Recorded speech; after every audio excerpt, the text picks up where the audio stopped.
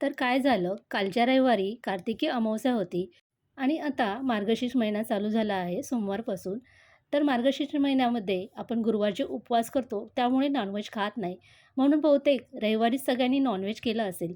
पण आमच्या घरात आम्ही दोघंच नॉनव्हेज खातो आणि माझ्या मुली काही नॉनव्हेज खात नाही. त्यामुळे मी फारसं नॉनव्हेज करत नाही आणि त्यात माझी आईसुद्धा आली होती. म्हणून म्हटलं चला आईच्या आवडीचं काहीतरी बनवूया. आईला म्हटलं तूच बनव आणि आज आम्ही मस्तपैकी असा नॉनव्हेजला टक्कर देणारा मासवडीचा बेत केला आहे. आमच्याकडे याला मासवडी म्हणतात. तुमच्याकडे काय बोलतात? कमेंट बॉक्समध्ये जरूर सांगा. मासवडी म्हटलं तर आम्हाला खूप जास्त आवडते, अगदी नॉनव्हेजपेक्षाही जास्त. आणि सगळ्यांची जेवणं झाल्यानंतर आमचे हे कसे म्हणतात, खूप दिवसानंतर पोटभर आईच्या हातचं खाल्लं. खरं आहे ना, आईच्या हातचं जेवण खायला खरंच नशीब लागतं. तर तुम्हीसुद्धा अशी मासवडी बनवून खा आणि चॅनलला सबस्क्राईब करा.